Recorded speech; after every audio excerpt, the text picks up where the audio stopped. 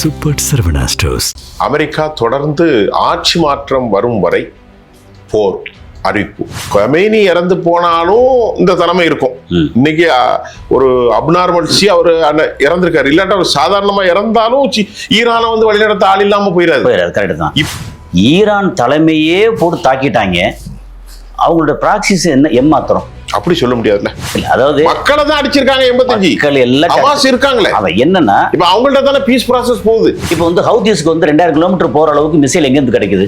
இப்போ ஏன் வந்து துபாயில, அபுதாபில, கத்தார்ல, பஹ்ரைன்ல போட்டு அந்த அடி அடிச்சாரு. துபாயெல்லாம் பார்த்தா யார இப்போ அமெரிக்கா, இஸ்ரேல் இவங்க ஈரானோட தலையில கை வச்சிட்டாங்க.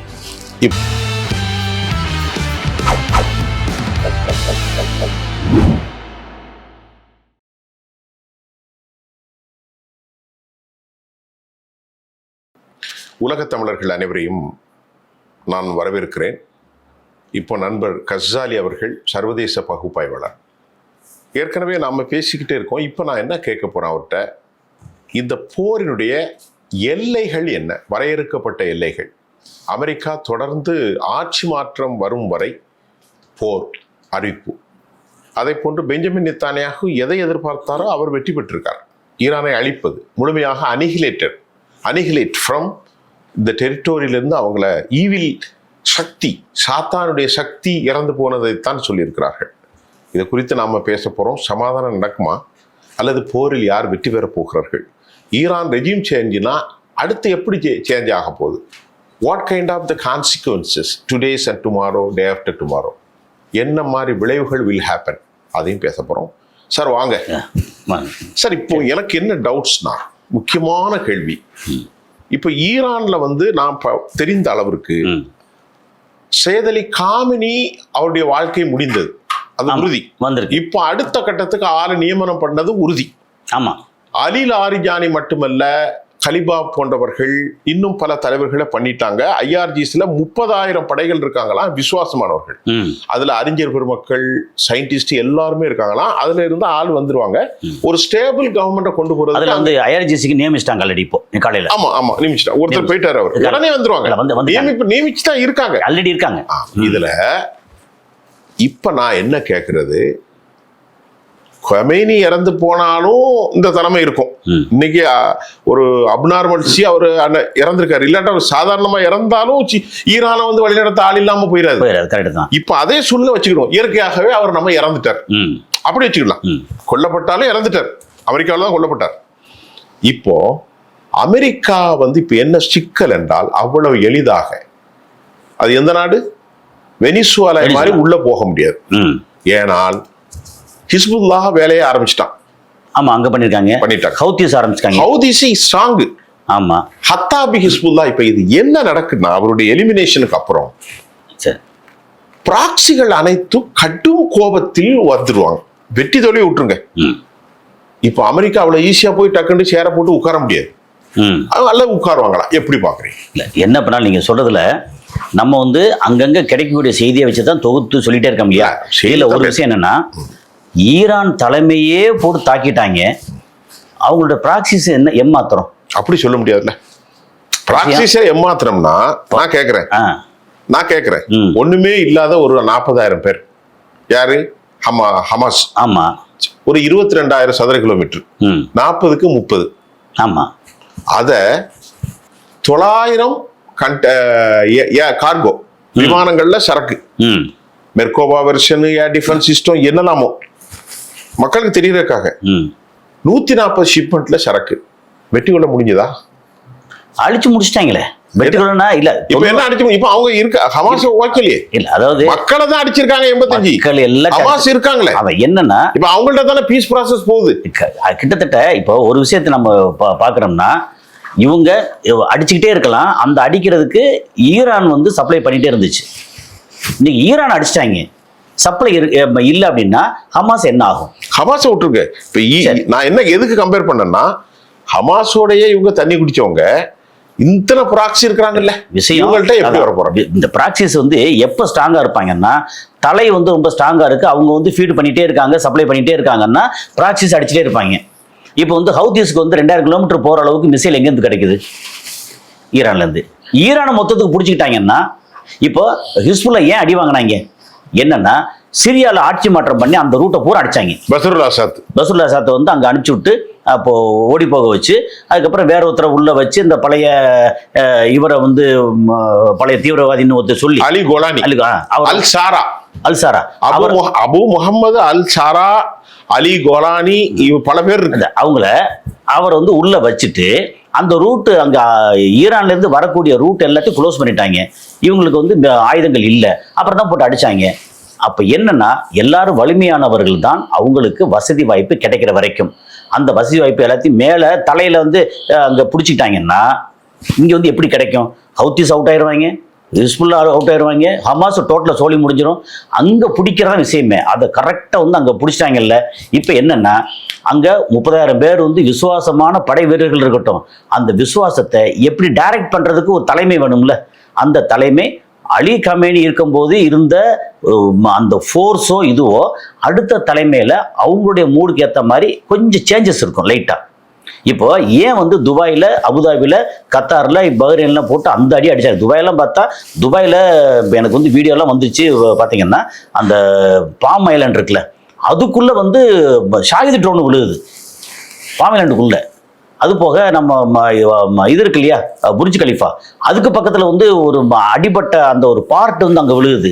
அதுக்கப்புறம் இதில் கத்தாரில் பார்த்தீங்கன்னா வீடியோ வருது, நம்ம வேற ஒரு டிவியில் போட்டிருந்தாங்க. அந்த வீடியோவில் மேலேருந்து வந்து விழுந்து அடி பின்னுது, பயங்கரமாக இருக்குது கத்தாரில். அப்புறம் இது ஃப்ளீட் 5 அது சொல்ல வேண்டியதில்லை, அந்த வீடியோ வந்து பயங்கர ஃபேமஸு இதில் பஹ்ரைனில். இந்த மொத்த ஜிசிசி கண்ட்ரியும் அலர்ட் ஆகி ஒரு மாதிரி ஆயிட்டாங்க. இது நம்பர் 1 ஒரு பக்கம். நம்பர் 2 வந்து நேத்துல இருந்தே ஸ்டேட் ஆஃப் ஹார்மஸ் வந்து க்ளோஸ்டு, கதோட பிச்சை முடிஞ்சு போச்சு. அப்போ உலகத்தினுடைய பெட்ரோல் 2 கோடி கண்டெய்னர், 2 கோடி பேரல், கொஞ்சம் தான் 2 கோடி பேரல் பெர் டே. ஆமா, இன்னைக்கு இல்ல, நேத்து இல்ல, இன்னைக்கு இல்ல, இன்னும் ஒரு வாரம் போச்சு அப்படின்னா இந்தியால பாதி ஸ்டாக். நமக்கு வழியா தானே, நமக்கு அதுதான். ஏன்னா அங்க மேல ஈராக்ல இருந்து, ஈரான்ல இருந்து, கத்தார்ல இருந்து, சவுதியில இருந்து, யுஏஇல இருந்து, அப்புறம் ஒரு பார்ட் ஓமான்ல இருந்து, அத்தனையும் அங்க அந்த ரூட்ல வந்தாகணும். அப்போ இவ்வளவு தூரம் வரக்கூடிய அந்த ஸ்டேட் ஆஃப் ஹார்மஸ் வந்து க்ளோஸ் பண்ணியிருக்காங்க. இப்போ இம்மிடியேட்டா வந்து அமெரிக்காவோட கப்பல் இந்த ஃபோர்ஸ் எல்லாம் சேர்ந்து அதை வந்து திறப்பாங்கன்னு தோணுது. ஏன்னா அவங்க நிறுத்தவே முடியாது, அங்க நிறுத்தினா பிரச்சனை வந்துடும், திறப்பாங்க. எப்படி திறப்பாங்க? அவங்க அடிச்சாச்சுன்னா எங்க அந்த மறுபடியும் போகக்கூடிய கப்பலை செங்கடல்ல நல்லா கவனிங்க. செங்கடல்ல இது வந்து நம்ம இது வேற, இது செங்கடல்ல அமெரிக்காவை எவ்வளவோ முயற்சி செஞ்சார். MQ-23 வச்சு 23 ஃபிளைட், ஒன்னுடைய விலை 300 கோடி, ஒரு 23 ஹவுதிகள் பிடிச்சிட்டாங்க. என்னெல்லாமோ செஞ்சு பார்த்தாங்க, செங்கடல்ல நிறுத்த முடியல. ஹவுதிகளுடைய தாக்குதல் ஆப்பிரிக்காவை சுத்தி தான் போச்சு. அதைத்தான் நான் சொல்ல வரேன். இப்ப நம்ம சொல்ல வர்றது, அன்னைக்கு வந்து இவங்க அடிக்கிறதுக்கு பின்னாடி இருந்து சப்ளை வந்துகிட்டே இருந்தது. ஈரான் என்னன்னா, ஈரான் வந்து அவங்க அந்த ஸ்டேட் ஆஃப் ஹார்மோஸ்ல இருந்து நேர கொண்டு போய் அங்க இதுல இவங்க ஏமன் போர்ட்ல கொண்டு போயிட முடியும். இங்க ஹிஸ்புல்லாவுக்கு சப்ளை பண்ண முடியல, ஏன்னா சிரியா வழியே போகணும். பட் இவங்களை ஸ்டாப் பண்ண முடியல. அப்போ இவங்களுக்கு சப்ளை கிடைச்சது. இன்னைக்கு நான் சொல்ல வர்றது, ஈரான்ல தலையில கை வச்சாங்க. அப்ப யார் வந்து அடிக்கிறது அவங்கள? யார? இப்ப அமெரிக்கா, இஸ்ரேல், இவங்க ஈரானோட தலையில கை வச்சுட்டாங்க. இப்போ ஈரானுடைய தலையில கை வச்சுட்டாங்கன்னா தலைவர் தான் இறந்திருக்காரு. நல்லா கவனிங்க. ஆயத்துல்லா கமேனி வந்து ஃபீல்டுல வர்றது இல்லை, என்னுடைய கருத்து. ஆமா, அவர் ஒரு சிறப்புமிக்க தலைவர், ஒரு 80 வயசு 86 வயசு பெரியவர். அவருடைய ஆளுமையின் கீழ் எல்லாரும் செயல்பட்டார்கள். ஆனால் இன்னைக்கு அங்குள்ள ஸ்ட்ரக்சர் இருக்கு, ராணுவம் இருக்கு, IRGS இருக்கு, நேவி இருக்கு, எல்லா டிஃபென்ஸும் இருக்கு. இன்னைக்கு செயல்பட்டு தானே இருக்கு. இல்ல, இன்னைக்கு 24 மணி நேரம் ஆயிருக்கு. ஒருத்தர் தான் இறந்திருக்காரு. இல்ல, 24 பேர் ஆயிருக்கு. அவங்க ஸ்கூல்ல அடிச்சிட்டாங்க, 50 குழந்தைகள் இறந்து போயிட்டாங்க. இந்த குடும்பத்துல 30 பேர், இல்ல இதெல்லாம் சேர்த்து மொத்தம் 30 பேர் போயிருக்காங்க. ஒரு 7 கமாண்டர்ஸ் எல்லாம் சேர்த்து போயிருக்காங்க. இதெல்லாம் அடிபட்டாங்க. நம்ம ஏற்கனவே பேசியிருக்கோம், இவங்களுடைய சிஸ்டம் என்னாச்சுன்னு பேசிட்டோம். சரி, இப்ப என்னன்னா அடுத்து என்ன பண்ணிட்டு இருக்காங்கன்னு ஒன்று இருக்குல்ல. நம்ம பேசுனது அங்க கிடைச்ச தகவல் படி பேசும்போது பார்த்தா, இந்நேரம் அந்த USS ஆப்ரஹாம் லிங்கன் வந்து செயல்பட முடியாத அளவுக்கு 1 லட்சம் கோடி ரூபாய் ஒருத்து உள்ளது, செயல்பட முடியாம அப்படியே ஸ்டக்காகி நிக்கணும். நம்பர் 1. அதுக்கப்புறம் மெடிட்டரேனியன் சீல அந்த இதற்கு அதை வந்து அடிச்சிருக்கணும், ஒன்றும் அடிக்கல. கையில இருந்து 2000 மிசைல் அதில் 500-700 மிசைல் பக்கம் வந்து மொத்தத்துக்கு யூஸ் பண்ணியிருக்காங்க. 500 மிசைல் மேலே யூஸ் பண்ணியிருக்காத நேற்று தகவல் இதிலெல்லாம் வந்துருச்சு. என்னன்னா அடுத்த கட்டம் இவங்க ஒரு மாதிரி ஷேக் ஆகி போய் நின்று அடுத்து வந்து என்ன பண்ணலாம் ஏது பண்ணலாம். ஒரு பெரிய தலைமை ஒரு வீட்டில் தகப்பன் வந்து உத்தரவு போடும்போது அத்தனை பேர் ஓகேன்னு கேட்டவங்க அவனோட அவர் பெரிய ஆள் இல்லை அப்படின்னா மூத்த மகன் சொல்லும் போது மற்றவங்க நீ என்ன சொல்றது அப்படின்னு ஒரு சின்ன வித்தியாசம் வருமா? இது இல்லாமல் அது ஒரு சின்ன ஒரு சலசலப்பு. அதை அடங்குறதுக்கு வந்து சில டைம் எடுக்கும். அந்த அடங்குறது இன்னைக்கு நாளைக்கு ஒரு நாள் அடங்க போகுதா? அதுக்கடையில் அவங்க என்ன பண்ணுவாங்க? ஏன்னா அவங்க வந்து அமெரிக்கா இஸ்ரேல் வந்து சாதாரண ஆட்கள் இல்லை. என்ன பண்ண போறாங்க? என்ன வேணாலும் செய்வாங்க. ஆமா, இப்போ ஈஸியா நம்ம எதிர்பார்த்ததெல்லாம் அமெரிக்கா இஸ்ரேல் இல்ல, ஒரே நாடு தான். அமெரிக்காவா இருந்தாலும் இஸ்ரேலா இருந்தாலும் ஒரே நாடு. ஆமா, அப்போ இந்த மாதிரி நேரத்துல இவங்களோட நடவடிக்கையை மேல முடக்கிட்டாங்கன்னா, ஏன்னா இப்போ வந்து ஜிசிசி கண்ட்ரி அத்தனையும் ஈரானுக்கு எதிராயிட்டாங்க. இங்க ஏன் நாட்டுல ஏன் அடிக்கிற அப்படின்னா ஓ நாட்டுல நீ இடம் கொடுத்துருக்க அமெரிக்காவுக்கு, அப்போ என்னோட மக்கள் வசிக்கிற இடத்துல விழுகுது அப்படின்னா நீ போகும்போது இன்டர்செப்ட் பண்ற, அது பார்ட்ஸ் கீழே விழுகுது. அப்போ நான் என்ன பண்ணுறது? இந்த மாதிரி ஓடிட்டு இருக்கா. இப்போ ஜிசிசி கண்ட்ரி 6ம் அப்படியே ஈரானுக்கு எதிராக மாறிடுச்சு. 6ம். அது இல்லாமல் ஆல்ரெடி ஜோர்டான் வந்து இவனுக்கு எதிராக தான் இருக்காங்க. ஜோர்டான் எப்போதுமே எதிராக. ஸோ இந்த நேரத்தில் இவங்களுக்கான வலிமை அப்படிங்கிறது ஒன்றே ஒன்று தான். சைனா வந்து காலை வாரிட்டாங்களா? காலை வர மாட்டாங்க. வாரிட்டாங்களான்னு கேட்குறீங்க? கேட்குறேன். எனக்கு இப்போ இது வரைக்கும் சைனாலேருந்து ஒரு சின்ன ஆக்டிவிட்டீஸோ ஒரு சப்போர்ட்டோ என்னன்னா ரஷ்யா கண்டம் பண்ணியிருக்கு. சைனாவோட வெளியுறவுத்துறை அமைச்சர் வந்து சொல்லியிருக்கிறாரு. அது பேருக்கு வெறுமனே வந்து அடிச்சிருவேன் பிச்சிருவேன். இது எப்படின்னா நம்ம துருக்கியோட எர்டோகன் சொன்ன மாதிரி தான். அடிக்கடி சொல்லிட்டே இருப்பாரு. டெய்லி சொல்ல காலைல இருந்துச்சு பல்லு விளக்குறதுக்கு முன்னாடி வந்து ஒரு வார்த்தை பேசிட்டு அது பல்லு விளக்க போவார். அது மாதிரி இது சொல்றது வந்து பேருக்கு. ஆனா இங்க இவ்வளவு தூரம் அடிச்சிட்டாங்கல்ல. சைனாவோட நிலைமை என்ன? சைனா அடுத்த கட்டம் என்ன பண்ண போகுதுங்கிறத வச்சு தான் இந்த போர் அப்படின்னு எடுத்தாச்சுன்னா இது திசை தரும். இது வந்து உலக போரா மாறும் அப்படிங்கிற மாதிரி வந்து பயங்கர கட்டமைப்பு இருந்துச்சுல்ல, அது வந்து உலக போரா மாறாது. ரீஜனல் போரா கூட இல்லாமல் வெறும் இஸ்ரேல் ஈரான் போரா. அமெரிக்கா கூட இதில் வராது. இஸ்ரேல் ஈரான் போர். ஏன்னா அமெரிக்கா நேரடியாக மோதலை, இது வரைக்கும் நேரடியாக மோதலை. அமெரிக்கா இஸ்ரேல் மூலமாக தான் பண்ணிட்டு இருக்காங்க. அப்போ இஸ்ரேல் அமெரிக்கா நேரம் வரலன்னா சைனா நேரம் வராது அப்படிங்கிறது தான். இப்போ இன்னொரு விஷயம், நீங்க கேட்டதுக்கு ஒரு சுருக்கமான பதில். நீங்க சொன்னது 100க்கு 100 கரெக்ட். தலைமை இல்லாதவன் தகப்பன் இல்லாத குடும்பத்தை மாதிரி தான் உண்மையிலே உலகத்திற்கே ஒரு டைனமிக் லீடர்ஷிப் இருக்கு. டைம் எடுக்கும். அடுத்தது சரி செட் ஆகிறது டைம் எடுக்கும். ஆனால் நீங்க சொல்றது நான் எப்படி பார்க்கிறேன் என்றால், இந்த 30,000 பேர் கொல்லப்பட்டார்கள் ஆம்னஸ்டிக் இன்டர்நேஷனல் உளவாளிகள். 16,000 பேர் கொல்லப்பட்டார்கள் வைத்துக் கொள்வோம். இந்த ஆபரேஷனை முழுமையாக நடத்தினது யாரு? Ali Larijani. அலி லாரிஜானி யாரு? He was appointed by Ali Khamenei. Second லெவல்ல இருக்கிறார். ஆமா. இப்ப நான் இறந்து போய்விட்டால், அந்த செய்தியை நான் பேசிட்டேன், நான் இறந்து போய்விட்டால் அடுத்த பதவிக்கு அவர்தான் நியமிக்கப்பட்டு விட்டார். அதனால பெசஸ்கியான்ட்ட ஒரு கேள்வி கேட்டாங்க. Pezeshkian he's a president. அவர் என்ன சொல்லிட்டாரு? அனைத்து முடிவுகளும் எடுக்கிற பொறுப்பு அலி லாரிஜானி, நீங்கள் அங்கே கேட்டுக்கொள்ளுங்கள் என்று சொல்லிவிட்டார். அலி லாரிஜானி மிகப்பெரிய லாயல் பெர்சனா அவர் அப்பாயின்மெண்ட் பண்ணிட்டாங்க. இப்ப அவரு தான் வந்து இந்த போரை நடத்தி கொண்டிருக்கிறார் மட்டுமில்ல, அவர்களுக்கு கீழ் ஏராளமான படைகள் ஒவ்வொரு தளபதிகளும் நியமித்திருக்கிறார்கள். ஆனால் எனக்கு ஒரு உறுதியான விஷயத்த சொல்றேன். உங்கள்ட்ட ஒரு கேள்வி கேட்டுட்டு அதுக்கு முன்னாடி நான் சொல்றேன், நீங்க இறுதி கேள்விக்கு நீங்க பதில் சொல்லுங்க. சரி. அமெரிக்கா எங்கேயுமே வெற்றி பெற்றதில்லை. நீங்க சொன்னது சரிதான். அமெரிக்கா எங்கேயும் வெற்றி பெற்றதில்லை. ஆப்கானில் வெற்றி பெற்றதில்லை, வியட்நாமில் வெற்றி பெறவில்லை, சிரியாவில் வெற்றி பெறவில்லை, ஈராக்கில் வெற்றி பெறவில்லை. ஆனால் ஈராக்கில் சுடானியுடைய அரசு இன்னைக்கு அமெரிக்காவுக்கு எதிராக ஈரானோடு கைகோர்த்து கொண்டுவிட்டார்கள். ஒன்று. எங்க வியட்நாமிலிருந்து ஓடி வந்து விட்டார்கள். 700 லட்சம் கோடி செலவு பண்ணிட்டு ஆப்கானிலிருந்து ஓடி போய் விட்டார்கள். அஷ்ரப் கானியை வச்சாங்க, அவரும் பின்னாடியே வந்துட்டார். ஆனால் இன்றைக்கு இருக்கிற இந்த குரூப்ஸ் இருக்கிறாங்க பாருங்க, அவ்வளவு எளிதா தலைமையை மாற்றி ஒரு வேளை அவருக்கு விசுவாசமான ஆளை கொண்டு வைத்தாலும் ஒரு வச்சுக்கிட்டோம் நம்ம. மத்திய 2 விஷயம். ஒண்ணு, நிலைப்படுத்தப்பட்ட இந்த போர் சமாதானமாக முடிய வேண்டும். அதை மீண்டும் மத்திய கிழக்கு நாடுகள், யூரோப் நாடுகள் எல்லாம் வந்து முடியும். அப்படி முடியாத பட்சத்தில் ஒரு அமைதியற்ற நிரந்தர பிரதேசமாக இது மாறி போய்விடும். ஏனென்று சொன்னால் ஒவ்வொருத்தரும் ஒவ்வொரு நாடு போல் இருக்கிறான். ஹிஸ்புல்லா ஒரு நாடு. 2,68,000 படத்தை வச்சிருக்கிற ஹத்தாபி ஹிஸ்புல்லா ஈராக்ல ஒரு நாடு. அதே மாதிரி ஏமனுடைய வடக்கு பகுதியில் இருக்கக்கூடிய ஹூதிகள் ஒரு நாடு. ஆமா, இன்னும் நமக்கு அறியாத ஏராளமான படைகள் இருக்கு. 9 10 குரூப் வச்சிருக்காங்க. இது அமெரிக்கா ஈரானை இஸ்ரேலை அவ்வளவு எளிதாக இந்த பிரச்சனையை தீர்க்க கூடாது.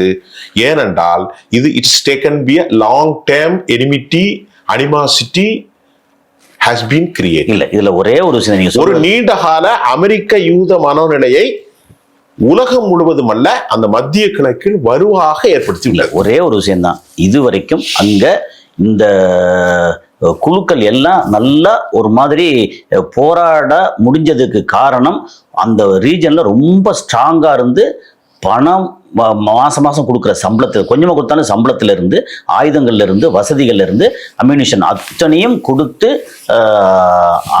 ஆராதிச்சது வந்து ஈரான் தான். இப்போ அந்த ஈரான் பிரச்சனை வந்துருச்சு. இப்போ அலி லாரிஜானி வந்து என்ன மாதிரி முடிவு எடுத்து என்ன பண்ண தெரியாது. அவரோட டைப் ஆஃப் ஆக்ஷன் இருக்குல்ல, மூவ்மெண்ட்ஸ் எப்படி இருக்கு தெரியாது. ஆனா என்ன நடந்தாலும் ஈரான் என்னோட பார்வையில நமக்கு சொல்லப்பட்ட அங்கிருந்து வந்த நிறைய தகவல்கள் வந்து பாதிக்கு பாதி வந்து ஒரு மாதிரி கட்டமைச்சதோ அல்லது ரொம்ப ஓவர் எக்ஸாகரேட்டடோ அப்படின்னு எனக்கு படுது. அதாவது மிகைப்படுத்தப்பட்ட செய்தி. ஆமா, மிகைப்படுத்தப்பட்ட ஒரே ஒரு செய்தி. ஒரு கேள்வி, நீங்க பேசும்போது என்கிட்ட ஒரு 2 வாரத்துக்கு முன்னாடி சொன்னீங்க, அது உண்மையும் கூட, எல்லாருக்கும் தெரிஞ்சது. துபாயில வந்து எதுவுமே கிடையாது. ஆமா, ஒன்லி சுற்றுலா தான். ஆமா, அபுதாபில கொஞ்சம் என்ன வெயில் இருக்கு, நல்லா இருக்கு. ஆனா இன்னைக்கு புரூஜ் கலிபால இருந்து எல்லாரும் ஓட்டம் பிடிச்சிட்டு இருக்காங்க. அரசாங்கம் நோட்டிபிகேஷன் ஹாஸ் பீன் இஷ்யூட். ஆமா, ப்ளீஸ் எல்லாரும் வெளியே போயிருங்க. ஆனா வெளிநாட்டுக்கு போக முடியல. அங்க இருக்கிறாங்க. புர்ஜ் கலிஃபா மொத்தம் 165 மாடி, மொத்தமும் எவாக்குவேட்டட். முடிஞ்சுதா? நீங்க போய் நேரடியா ஸ்பாட்டுக்கு போனீங்க, நாங்க போனது இல்ல. இப்ப நான் உங்கள்கிட்ட கேட்கறது, ஒரு உலகின் மிகப்பெரிய சுற்றுலா தலம், வேற அங்க ஒண்ணுமே கிடையாது. பினான்சியல் ஹப்பு, ரியல் எஸ்டேட் மண்டலம். இனி அடுத்த கட்டம் அதற்கான நிலை என்ன? இந்த போர் முடிவுக்கு வரல, இது இன்னைக்கு வரலாம், நாளைக்கு வரலாம், 10 நாள் கழிச்சு வரலாம், அது வேற விஷயம். இப்போ துபாயினுடைய பொருளாதாரம் என்ன? துபாய் வந்து அப்படிலாம் பட்டார்லாம் சரியாது. ஏன்னா வந்து கட்டி வச்சிருக்கிறது அந்த ரீஜன்ல மக்களுக்கு அவன் கொடுத்துருக்க சௌரியம் வந்து படார்னு துபாய் பொருளாதாரம் கீழே ரொம்பலாம் இறங்காது. ஆனா இங்க பிரச்சனை வந்து அங்க குரூப்பா செயல்பட்டு துபாய்க்குள்ளேயும் அப்பப்போ குண்டை போட்டாங்கன்னு வச்சுக்கங்களேன், அன்னைக்கு தான் பிரச்சனை வரும், சிக்கல். அப்போ இப்போ பயங்கர சிக்கல் வரும். ஆமா, என்னன்னா அந்த கட்டமைப்பு வந்து பேஸ்லெஸ் கட்டமைப்பு. அது துபாய் வந்து எப்பவுமே வெறும் கட்டணமா இருக்கு, சர்வீஸ் பண்றாங்க, டூரிசம் வர்றாங்க, அதுல வரக்கூடிய காசு மட்டும்தான். என்னன்னா இப்ப ஈரான்ல வந்து ஒருவேளை அலி லாரிஜானி தலைமையில ரொம்ப ஸ்ட்ராங்கா இறங்கி இன்னும் போடுன்னு போட்டு, ஏன்னா இப்ப வரைக்கும் நம்ம சொன்னதுல வந்து இங்க டெல் அவீவ் வந்து நாசகாடா இருக்கு. அது வந்து பயங்கர அதை பத்தி செய்தியே ஒரு செய்தியும் வரல. ஆனா டெல் அவீவ் வரலாறு காணாத அழிவு, பல ஆயிரக்கணக்கான யூதர்கள் கொல்லப்பட்டிருக்காங்க. ஆமா, ஆயிரக்கணக்கான யூதர்கள் கொல்லப்பட்டிருக்காங்க, ஆயிரக்கணக்கான யூதர்கள் இப்போ. ஆமா, நேத்து நைட்ல இருந்து. அதுக்கப்புறம் இங்க வந்து இந்த இவங்களுடைய பேஸ்ல இருந்து, அமெரிக்கா பேஸ்ல இருந்து நூற்றுக்கணக்கான வீரர்கள் கொல்லப்பட்டிருக்காங்க. அதுவும் செய்தி பெருசா வரல. ஆனா என்னன்னா இவங்க இன்னும் ஸ்ட்ராங்கா இருந்து, ஒருவேளை இந்த கட்டமைப்போட ஐஆர்ஜிசி நேவல் அப்படின்னு எல்லாம் ஸ்ட்ராங்கா இருந்து, நீ மொத்த ஜிசிசில உன்னோட இடத்த பூரா, அமெரிக்காவோட பேஸை பூரா நீ ரிமூவ் பண்ணு அப்படின்னு அவங்க உத்தரவு போட்டு, இல்லைன்னா அடிப்பேன் அப்படின்னாங்கன்னா துபாய் வந்து மொத்த பொருளாதாரம் மாட்டம் கண்டுரும், யுஏஇ. ஆனா அது இல்லாம இவங்க அமெரிக்காவுக்கு கண்ட்ரோல்ல வந்துட்டாங்கன்னா ஒருவேளை துபாய் வந்து பிரச்சனைலாம் ஓடிட்டு இருக்கும். ஸோ ஈரான் வந்து அமெரிக்கா கண்ட்ரோலுக்கு வரப்போகுதா, வரலையா? வந்துச்சுன்னா ஒருவேளை அலி ரேசா பலி வந்துட்டாருன்னா துபாய் வழக்கம்போல அப்படியே இருக்கும், ஈரான் நாசமாயிரும். இப்ப நம்ம பேசினதுல நம்ம வந்து ஒரு ஸ்பெகுலேஷன் தான். ஆமா, ஆதார செய்திகள் இல்லை. இப்படி நடந்தால் இப்படி இருக்கும், இப்படி நடந்தால் எப்படி. ஆனால் இதை உறுதிப்படுத்தக்கூடிய தகவமைப்புகள் ஒரு 2, 3, 4 நாட்கள்ல தெரியும். இப்ப இந்த நிலைமை தான் இருக்கு. ஒரு அன்சர்டினிட்டி, ஒரு நிலையற்ற political, geopolitical situation to be appear in the territorial. இந்த நாடுகள்ல ஒரு நிலையற்ற உலக அரசியல் களம் ஒரு மாதிரி இருக்கு. நம்ம அடுத்து பேசுவோம். நிறைய பேசியிருக்கோம். நிகழ்ச்சிக்கு வந்ததுக்கு நன்றி சார். நன்றி.